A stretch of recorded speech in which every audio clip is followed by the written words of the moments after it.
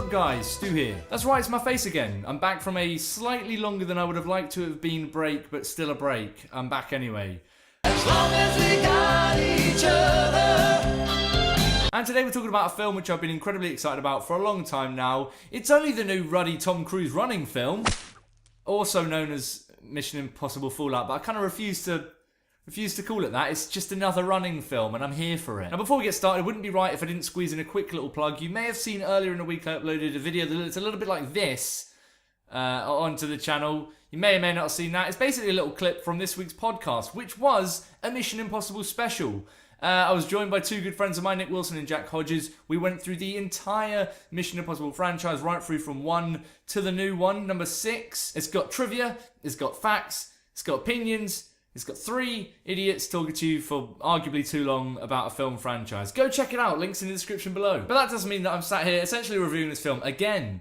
So if you are a listener of the podcast, deja vu. So, Mission Impossible Fallout, as I've said, is the 6th film in a Mission Impossible franchise, which usually would be, you know, red warning signs are popping up. 6 films in, it's not going to be good. But the MI franchise, already not a fan that I just abbreviated that. Why did I do it? Why do you do these things, Stu? The Mission Impossible franchise, to put it in a less cringy way, is actually doing the opposite of that. It's doing some of its best work this far down the line. Who'd have thunk? Because that's right, Fallout for me is one of my favourites of the franchise and one of my favourite action films I've seen in a long time. Now, I can already hear you saying, hey Stu, everyone said that. And you're right. That is pretty much everyone's review of this film. But I'm here to tell you, yeah, pretty much the same stuff everyone's saying. But that's because it's true. But the film is again directed by Christopher McQuarrie, who we know as director of the previous Mission Impossible film, Rogue Nation. He did a fantastic job there, but that's not for us to get into in this video. In fact, you might want to get into it in our podcast from this week. Podcast special up now. But he did Rogue Nation, big fan of that. And this time it's basically continuing the story. We pick up essentially, you know, where the story left off at the end of Rogue Nation. We got Ethan Hunt and his team on another Mission Impossible.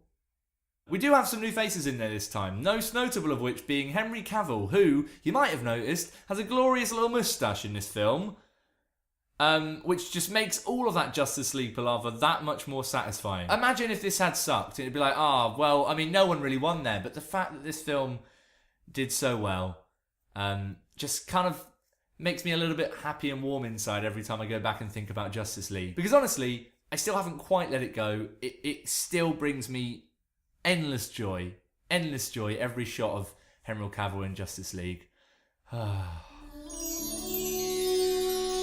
But anyway, we've got the returning cast of Tom Cruise, Simon Pegg, Rebecca Ferguson from the previous film and the previous few films, as well as Henry Cavill and a couple of new faces in there. And everyone's doing a great job. It's my favourite thing about the Mission Impossible films at this point. Everyone gives it their all. And no one quite as much as Tom Cruise, who, I mean, giving it his all doesn't begin to cut it anymore. The guy's mental. Since about halfway through the Mission Impossible franchise, they started to begin these crazy big set piece stunts that Tom Cruise was a part of, and ever since then it's sort of become a little bit of a marketing campaign for them. Well, it is. It's not a little bit. It's pretty much how they sell these films. And every time we're here, the cynical part of my brain goes, it's just a big marketing ploy. There's only so long we can just keep doing this before people start to get bored of it. And we're not there yet. This is the most riveting time I've had in a cinema for as long as I can remember, because the stunts are so insanely obviously real and performed by Tom Cruise, who just throws himself around willy-nilly doing whatever the fuck he wants at this point. For instance, the halo jump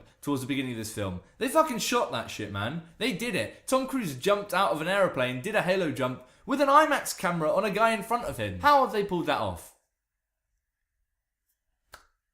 It's not rhetorical. How? And that's the thing that I've loved so much about the recent Mission Impossible films, which is heightened so much here in Fallout.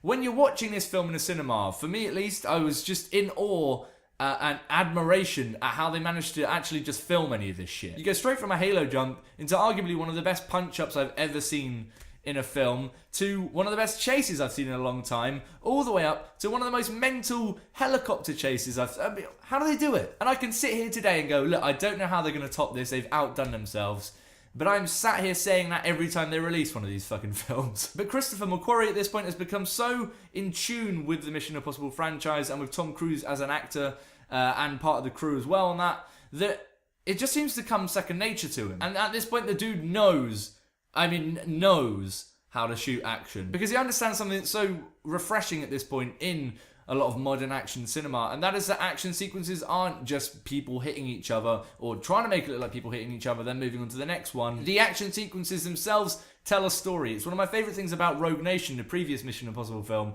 was the fact that the action set pieces in there evolved through time. Like the Opera House sequence is one of my favourite of cinema, just one of my favourite sequences in any film, because there's so many different layers and so many different threads to it that are constantly evolving and emerging, and Christopher McQuarrie just has a fantastic way of handling all of those and making it so much more engrossing for that. And that is carried on over here into Fallout just tenfold. And on the whole, it's filled with a lot of surprises. I really enjoyed the way that they went about the story in this one, the way that the villains and the overarching sort of enemy to Ethan Hunt in this one is slightly changing and slightly different to what we'd expected. And I like the way that Christopher McQuarrie's Mission Impossible films in particular have started to look a little bit deeper into what makes Ethan Hunt click as a character. That's the interesting stuff I like about this franchise. But ever since Mission Impossible 3, for me, I think the stakes have been getting quite higher. And even though it's been getting bigger and bigger as a franchise, the more personal side of Ethan Hunt as a character for me has started to come through a bit and been a little bit more interesting. It's actually the Mission Impossible film which I was the most moved in out of all of them. There's one particular moment between Ving Rhames, who's awesome as ever, and Rebecca Ferguson's character. I was kind of tearing up. I didn't expect this shit. I didn't sign up for this from a Mission Impossible film. God damn it, Tom. Get back on your helicopter, you wanker. You hit me in the feels. And I wasn't ready for that, so kudos to Chris McQuarrie for pulling that one off. It gets more and more ridiculous. I don't know if everyone's going to be completely on board with how ridiculous it gets, but it's a Mission Impossible film. At this point, get on board with it or get the fuck out of here, alright? And there's also one scene which comes a little bit too early for me in the edit. Does kind of give away a little bit too much at that point in the film than I think we should have known.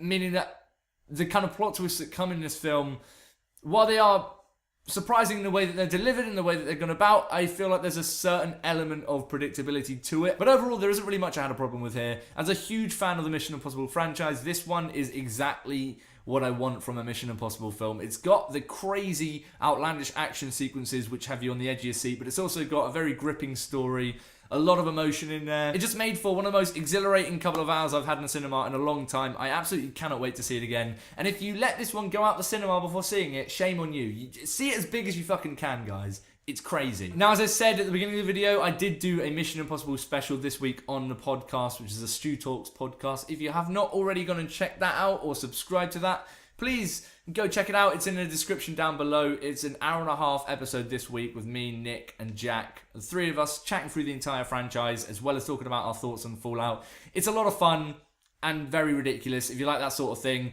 check it out. It really, really will help us out. But also, if you've seen Fallout, please let me know in the comments down below what you thought about it and how it compares to the other Mission Impossible films for me. At this point, I'm not entirely sure where it lands for me, but it's certainly one of my top 2 favourites of the franchise. I think it probably is number 1, but I'm going to have to see it a couple more times to solidify that in my head. But let me know what you thought about it in the comments below. I'd love to know. And as usual, if you like this video and you want to see me talk about more shit, please do consider clicking subscribe or liking it, sharing it, whatever you want to do really does help me out, whatever you do there. But until next time, I'm off to not dangle myself from a helicopter in the mountains. I don't know how you do it, Tom. I don't know how you do it. I'll see you guys very soon. Stay beautiful, mother truckers.